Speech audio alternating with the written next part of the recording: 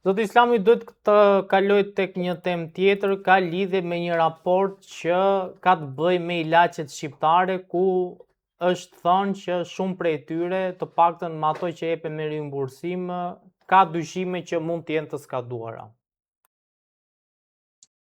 Ajo është absolutisht e vërtet, nuk kemi që bëjmë. Ne qeverisim nga një regjim gjakatar komunist, trashëgimtari i denjë i diktaturës dhe i diktatorit Enver Hoxha, vrasës i popullit shqiptar, neve dhe ka që në mbron natyra, në mbron i madhi Zot, me që themi një popull vital dhe që kemi një sistem imunitar të shkëlqyer. Por fatkeqësisht na vdesin njerëzit e vaksinuar. Ata vdesin për ditë, por s'kemi që bëjmë. Ne jemi të parë matosën, ne jemi pa mbrojtje, ne jemi pa opozit, ne jemi në dorë të fatit e në dorë të Zotit. Por që shiten ilaçe të skaduara, kjo nuk diskutohet fare. Do marrim rastin e dezinfektimit, lutem. Do marrim rastin e dezinfektimit të ujit. Nuk dezinfektohet më uji me klor, si që dezinfektohet historikisht dhe që dezinfektohet në gjithë bota, po dezinfektohet me flor. Flori është kancerogen, është vrasës. Dhe përpasoj, vdekjet janë pa fund. Unë e kemi thënë, e themi dhe do të themi. Plani është që të boshatisë Shqipëria nga shqiptarët, të zhduken shqiptarët. Ky plan mbështetet dhe zbatohet edhe nëpërmjet të shkruajtur paketa e maleve, nëpërmjet të cilës Edi Rama, ky kriminal, ky sadist, kërkojnë që të marrë dhe të pushtojë dhe malet me qëllim që nesër pas nesër kur të fillojë që të vërë policin të ndjek dhe të vrasë qytetarë shqiptarët mos kenë ku të futen. Se malet kanë qenë historikisht streha e shqiptarëve ka që i kundër çdo agresioni. Ky është programi, ky po zbatohet. Ta dëgjojnë shqiptarët, ta shikojnë mirë, sidomos Malqit, e Kurvelesit, Mirditës, Shkodrës, Kuksit, Dibrës, gjitha Malqit, Shqipëria Juglindore, të mbrojnë malet, se ajo do të mbetet të fush ashtu stre. Dhe pikërisht atë kërkon të godisi ky fundërin që quhet Edi Rama dhe që qeveris vendin me urdhrat e që futit që kanë zyrë. Zoti Islami, atë bën përshtypje që në Tiranë, por jo vetëm në Tiranë, është plombe farmaci. E di, kjo është shëndetësia shqiptare, por ne kemi çfarë të diskutojmë parë? Të diskutojmë arsimin, që është zero arsimi. Të diskutojmë tekstet shkollore, që janë komplet tekste të hartuara nga çifutët dhe nga grekët e nga serbët. Të diskutojmë mbrojtjen që është në ditë të hallit, të diskutojmë pushtetin vendor. Ne jemi në të tëra drejtime të mbaruar se ky popull floj gjumë. Nga janë, them mirja bëjnë. Këtë meriton, këtë qeveri meriton, këtë trajtim meriton shqiptari. Kaq poshtë ka rënë, kaq pa sjedër dhe pa inatës pas ka mbetur ky popull. Edhe unë u drejtojmë diasporës, emigrantëve, faqen e zezë që e lanë Shqipërinë në dorë të këtyre xahilëve. Se po të ishin pa ikur ata, pavarësisht se ky po i rrëmben toka dhe po i vjedh, po i grabit me dhunë, që se kanë bërë asnjë pushtues këtë që po bën ky, duke u grabitur tokat shqiptarëve dhe pronat me dokumenta që i falsifikon vetë ky palaço, se ky e ka agjencinë shtetërore të kadastrit në varësi, dhe ata ikin e nuk u ndihen. Ne jemi të tradhtuar dhe nga djemt tanë, nga burrat tanë.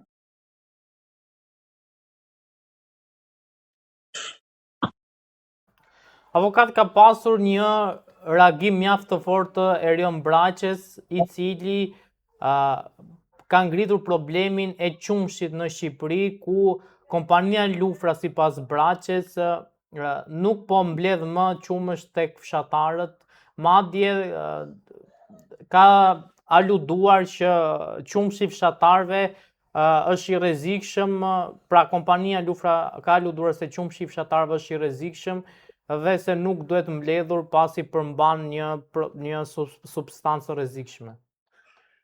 Kjo krejtësisht normale për këtë qeverisje që ka Shqipëria sot. Krejtësisht normale është. Ai është objektivi i tyre të shkatërrojnë çdo gjë dhe të na ushqejnë me qumësht të kontaminuar. Kur qeveria, se braçja që i ngre këto probleme, e parë punë se pyet njëri, e dyta, që i ngre si probleme mirë bën, po ku duhet i ngre dhe ku i duhet i thot. Se braçja është deputet dhe si tillë do ta marrë ministrin e bujqësisë dhe të shëndetësisë dhe t'i çojë te lufra dhe ta sekuestrojë prodhimin e tyre. Po ka nuk ndjeton, po bën lufra kështu, ç'është lufra more? Ç'është lufra? Është fuqi thamore edhe sa afrohen dotë? Jo më jo, bën show dhe gënjen. Tallen me shqiptarët të thonë që shiko more se ne jemi ngritur tani dhe do bëjmë kiametin, do rregullojmë gjëra, do vëmë rregulla, do vëmë disiplinë. Zotëri, po na vret qeveria kuishlinge, antishqiptare, e pështir, qeveri gjirizesh, qeveri kanalesh, të ndyra, të vëcove, ata po në qeverisin. Avokat, çfarë duhet bërë pra që mos kemi këtë lloj situate? Pyet e veten, mos pyet mua. Veten e kam pyetur, po të pyes dhe ty. Jo. Keni mbete ditë për ditë pyesni mua, pse nuk i thoni vetes? Pse nuk bëni një reportazh vet?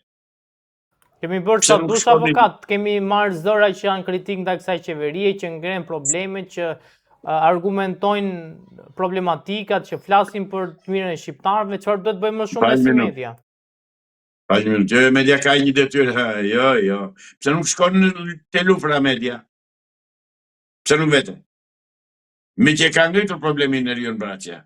Pse nuk i thonë Erion Braçës, ju t'i thoni, hajde këtu të vëjmë bashkë atje te lufra që më çfarë bëhet, se dhe mund të bëj bllofa, nuk e dim. Pra gjërat duhen verifikuar. Jo ti marrëm të mirë që na me që tha Braçja dhe u bë si tha dhe është si thon Braçja. Ku është pse nuk vjen? Zotëri nuk lëviz jeri më jo. Të tërë bëjmë bllop, të tërë bëjmë propagandë, të tërë tallen me shqiptarët. Shikoj Izraelit. Çfarë po ndodh në linjën e mesme? Lindja e mesme do shkatërroj botën. Ka që thjesht është. Mendimin e Amerikës të qeputëve. Sepse Trumpi, presidenti amerikan, ka hyrë detit me këmbë, thashë era me kaluar.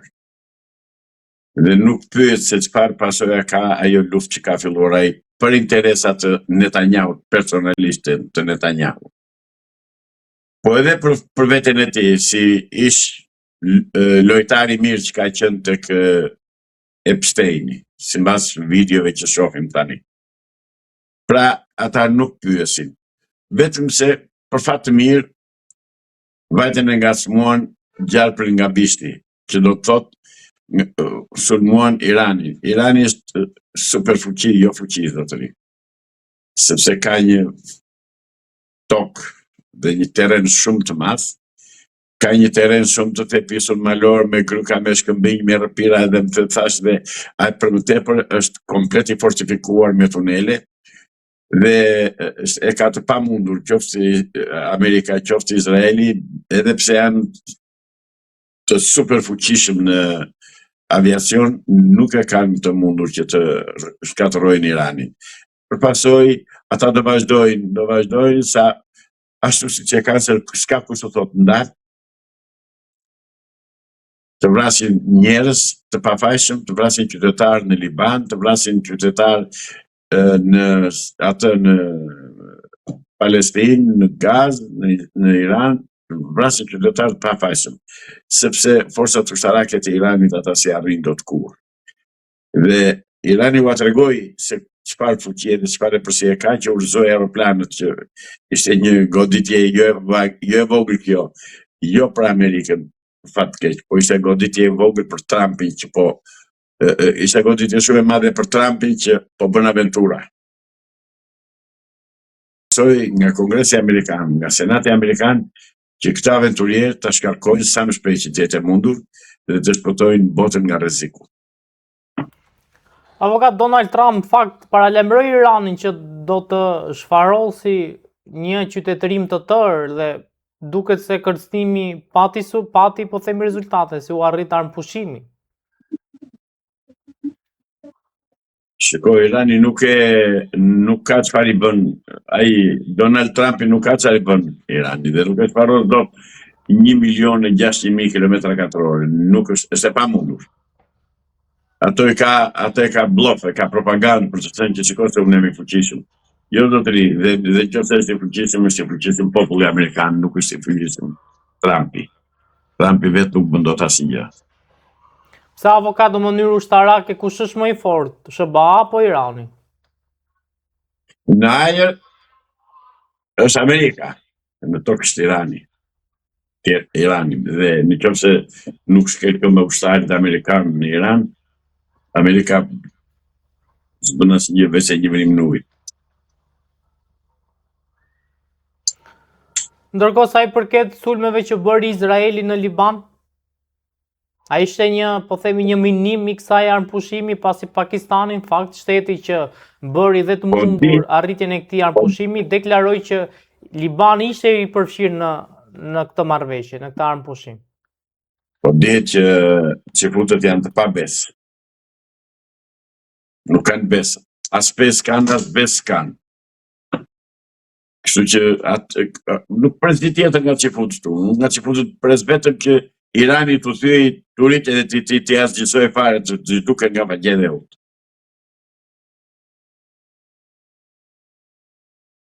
Si e shikoni të ardhmen e kësaj lufte, avokat?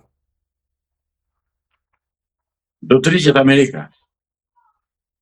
Në fakt, s'po të riqet Amerika, sa Amerika ka zëra që thonë mund të ketë një marrëveshje që të taksoj në mënyrë të përbashkët të ngushticën e Hormuzit. Tani, ngushtica e Hormuzit, zotëri, është e super armatosur dhe super minuar. Sepse në ngushticën e Hormuzit, në ndet, në bregun iranian, janë vendosur 10 torpeda, mina në rujore, të cilat janë tamam si lurë që lëshojnë anijet. Dhe se pa mundur që ta komandoj atë Hormuzin Amerika, se pa mundur. Mi po ka një problem tjetër të cilën ne pak e kemi trajtuar dhe janë interesat e Kinës. Kina merr 80% të naftë se merr nga gjiri e Hormuzit nga Irani zotëri dhe nga vendet produse arabe të naftës. Si thoni ju do dorëzohet Kina para Izraelit? Jo, s'bën vaki. Nuk ndodh. Dhe shpresoj që nesër pas nesër Kina të kërkoj për ta larguar Amerikën nga Irani dhe nga Hormuzi. Mendoj që do t'i kërkoj të marrë Tajvani, se është pjesë e saj. Tajvani është pjesë kinese. E shtetit kines. Shohim. Janë të tëra opcionet në tavolinë. Nuk ka dalë Kina akoma me kërkesën për Tajvanin, po armatosës fuqishëm ditë për ditë. Nuk harrojmë dhe interesat ruse në Iran dhe në gjirin e Hormuzit dhe në lindjen e mesme. Kështu që Donald Trumpi i ka hyrë detit me këmbë. Avokat, si e parashikoni këtë luftë dhe a mund të ndodhë që Amerikanët të përdorin bombën bërthamore? Një bombë bërthamore nga Amerika do të thotë luftë botërore. Se po filluan me bomba botërore, pastaj do hedhë Amerika vërtet bomba botërore, ashtu atomike. Po ka dhe Rusi bomba atomike, ka dhe Kina bomba atomike. Mund t'i pres dhe Amerika bombat atomike në Amerikë, në vendin e tyre, në Shtetet Bashkuara.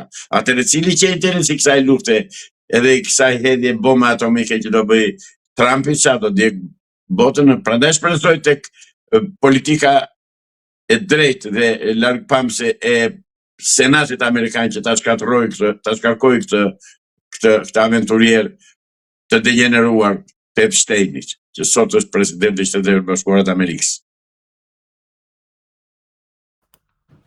Avokat, ka pasur disa ndryshime në administratën Trump, ku Donald Trump ka shkarkuar shefin e shtabit të ushtrisë. Pse kjo lëvizje? Jo, nuk është vetëm ai, janë 20 general amerikanë që kanë dhënë dorëheqjen zotëri. Në fakt i Nuk ka është vetëm ai. shkarkuar, jo se ka dhënë dorëheqje. Jo, kanë dhënë dorëheqjen që s'kemi atë punë, ka shkarkuar ai. Ka dhënë dorëheqjen sepse shikojnë që Trumpi ka hyrë një aventure që fundi është i hidhur për Amerikën. Dhe nuk ka fund të lavdishëm aty. Ndaj kanë dhënë dorëheqjen, ata dhe i thonë tani dili vetë për zotë ushtri, dile komandoj e ti.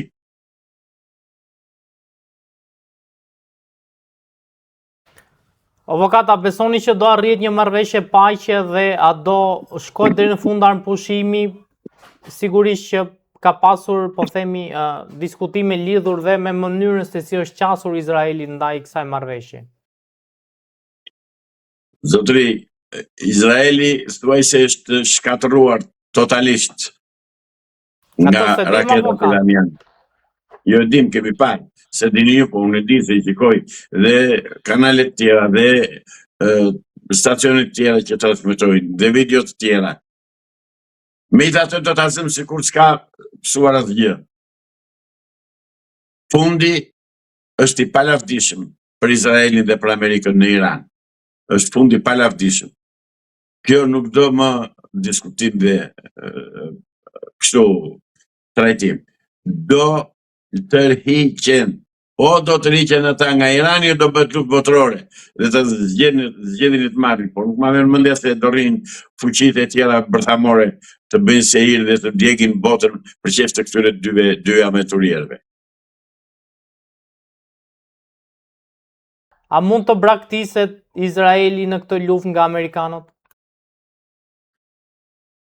Në qoftë se Amerika do vazhdojë të qeveriset nga aventurierë si punë e Trumpit, Izraeli nuk pëson gjë, por në qoftë se pushtetin në dorë dhe komandën në dorë do ta marrin patriotët amerikanë, politikanët patriot, do të thonë Izraelit shko qëro, futu atje në brim të minute dhe mos u ndjej më. Deri tani Izraelin e mbrojnë Rothschildët, Rockefellerët, Duponët, të tërë që futët e Amerikës që qeverisin botën në hije. Pra, fundi i Izraelit është fundi palavdishëm, ta dini. Ka më Irani armë për të përballuar forca të shumta bombash nga Izraeli dhe Amerika? Ka sa të duash, dhe se kanë problem. Se vazhdojnë të prodhojnë armë, sepse ata industrinë e kanë të tërë në tokë. Sa do që ti bombardojnë nga lartë Amerika dhe me bomba nga ato të thellësisë që janë ato që vjen deri 60 metra, 70 metra, por nuk ka bomba që të çpojnë malin 500 metra thellësi, nuk bën baki. Dhe Irani të tërë industrinë e prodhimit të armatimit e ka në tokë. Pra aty prodhon dronët, aty prodhon raketat, aty prodhon edhe aeroplan ka të srehuar në tokë që nuk po i nxjerr tani, sepse akoma janë akoma të fuqishëm amerikanët aty me armatimet që kanë çuar. I ka shkatëruar Amerikës disa baza në lindjen e mesme rreth rrotull Iranit.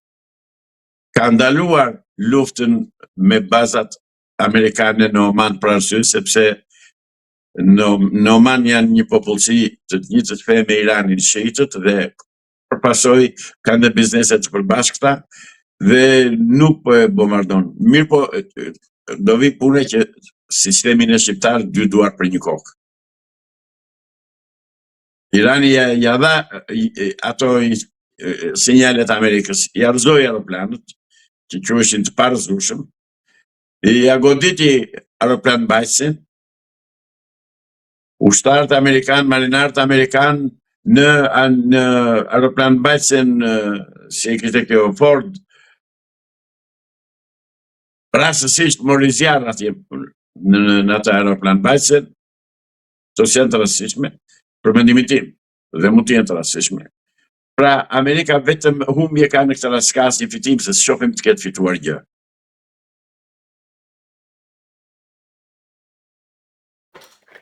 Avokat, si shpjegoni që edhe pse ju thoni që Irani është i fortifikuar, është shumë i fortë, amerikanët u futën mes Iranit dhe morën pilotin e tyre që ranë në tokë. Nuk është ndonjë zotësi e madhe. Sepse kanë aviacionin, kanë trupat e gatshme, të stërvitura për të punë. Nuk është ndonjë hata e madhe, nuk kanë bërë ndonjë fitore që të blejë për të diskutuar. Fitoria do quhet vetëm kur qeveria e Iranit që thotë Amerikës hajde tani edhe qeveristik. Gjë që nuk do ndodhë kurrë. Nuk do bie regjimi i Iranit? Pse i thoni regjim? Dali një me lëvësh, pse i thoni regjim? Ashtu i thonë gjithë avokat. Po që i thonë gjithë, do t'i them unë, nuk është regjim, është një qeveri që qeverisë dhe mbron interesat kombëtare iraniane. Pse i thoni regjim? Pse bashkoheni me propagandën e qifutëve ju? Qifut t'i thonë është regjim. Harroni ju që regjimi më i poshtër, më gjakatar është regjimi i Izraelit?